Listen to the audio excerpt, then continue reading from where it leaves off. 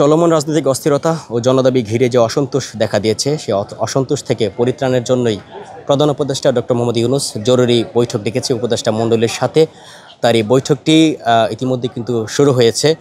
আজকের এই বৈঠকটি ঐতিহাসিক বৈঠক হতে যাচ্ছে এমনটি ধারণা করছেন সমগ্র দেশের মানুষ। কেননা গত দুদিন ধরে আওয়ামী লীগ নিষিদ্ধের দাবি উঠেছে। সেই আওয়ামী লীগ নিষিদ্ধের দাবিতে যে দেশের মধ্যে যে চলমান যে অস্থিরতা দেখা দিয়েছে, এমনকি যে বিশৃঙ্খল অবস্থা দেখা দিয়েছে, সেই বিশৃঙ্খল অবস্থা থেকে পরিত্রাণের জন্যই প্রধান উপদেষ্টা জরুরি বৈঠক ডেকেছে।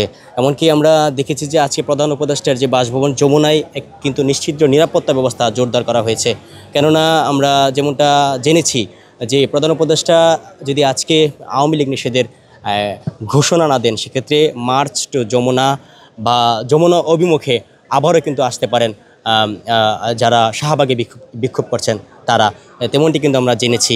এই মুহূর্তে যমুনার সামনের যে অবস্থা আমরা দেখতে পাচ্ছি যে নিশ্চিদ্র নিরাপত্তা ব্যবস্থা জোরদার করা হয়েছে। আইনশৃঙ্খলা বাহিনীর সদস্যরা রয়েছেন এবং নিরাপত্তার চাদরে কিন্তু ঢাকা রয়েছে এই মুহূর্তে পুরো যমুনা এলাকা। যেমনটি জানাচ্ছিলাম আপনাদেরকে যে আজকের এই বৈঠকটি ঐতিহাসিক বৈঠক হতে যাচ্ছে। কেননা আজকের এই বৈঠকের দিকে তাকিয়ে রয়েছেন বাংলাদেশ সহ উপমহাদেশের বেশ কয়েকটি দেশ। কেননা আজকের এই বৈঠকে ধারণা করছেন যে আজকের এই বৈঠকে আওয়ামী লীগ নিষিদ্ধের ঘোষণা আসতে পারে, এমনটি কিন্তু ধারণা করা হচ্ছে। সেজন্যই কিন্তু আজকে আমরা দেখতে পাচ্ছি যে বৈঠকের দিকে তাকিয়ে রয়েছেন সমগ্র দেশের মানুষ। এমনকি আজকে গণমাধ্যমের উপস্থিতি তুলনামূলকভাবে অন্য দিনের তুলনায় কিন্তু একটু বেশি এখানে লক্ষ্য করা যাচ্ছে। আমরা যেমনটাই জেনেছিলাম প্রধান উপদেষ্টা ডক্টর মোহাম্মদ ইউনূসের যে বিবৃতি, সেই বিবৃতি থেকে জেনেছি জনগণের দাবিকে প্রাধান্য দিয়ে কিন্তু ছাত্রলীগকে সন্ত্রাসী সংগঠনের আখ্যা দিয়ে কিন্তু নিষিদ্ধ করা হয়েছিল। ঠিক তেমনি জনগণের দাবিকে এবারও অপেক্ষা করবে না সরকার, যার কারণেই কিন্তু যে বৈঠকটি বসেছে সেই বৈঠকের দিকে তাকিয়ে রয়েছেন যারা আন্দোলন করছেন তারা, পাশাপাশি সমগ্র দেশের মানুষ।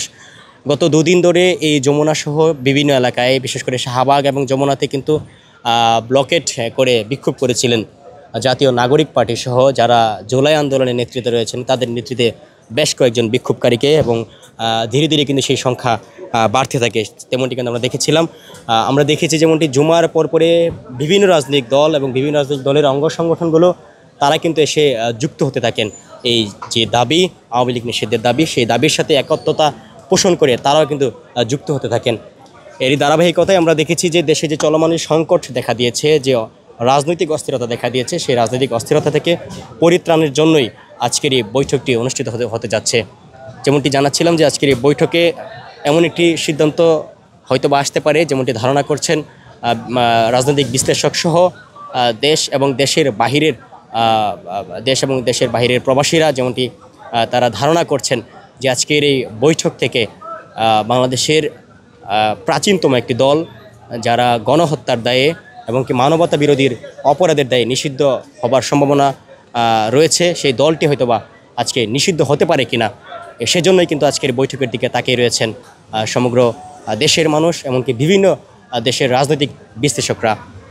যেমনটি বলছিলাম যে উপমহাদেশের বিশেষ করে দক্ষিণ এশিয়ার বেশ কয়েকটি দেশ যারা বাংলাদেশের রাজনীতির সাথে ওতপ্রোতভাবে জড়িত, তারাও কিন্তু এই বৈঠকের দিকে তাকিয়ে রয়েছেন। এই বৈঠক থেকে কী সিদ্ধান্ত আসতে পারে সেই বৈঠকের দিকে কিন্তু তাকিয়ে রয়েছেন। ইতিমধ্যে বৈঠকটি কিন্তু শুরু হয়েছে। আমরা আপনাদেরকে যেমনটা জানাচ্ছিলাম এক এক করে কিন্তু উপদেষ্টাগণ ভিতরে প্রবেশ করেছেন। কেননা আজকের এই বৈঠকটি শুধুমাত্র উপদেষ্টাদের সাথে, সেজন্য কিন্তু এক এক করে উপদেষ্টাগণ ভিতরে প্রবেশ করেছেন। এমনকি ইতিমধ্যে বৈঠকটি শুরু হয়েছে বলে আমরা কিন্তু নিশ্চিত হয়েছি। এমনকি বৈঠক শেষে ঠিক এখানে এসে কিন্তু বৈঠকের যে ফলাফল সেটি কিন্তু জানানো হবে। ইতিমধ্যে আমরা দেখেছি যে কৌতূহল তৈরি হয়েছে, এই কৌতূহলের অন্যতম এবং প্রধান কারণ হচ্ছে আওয়ামী লীগকে ঘিরে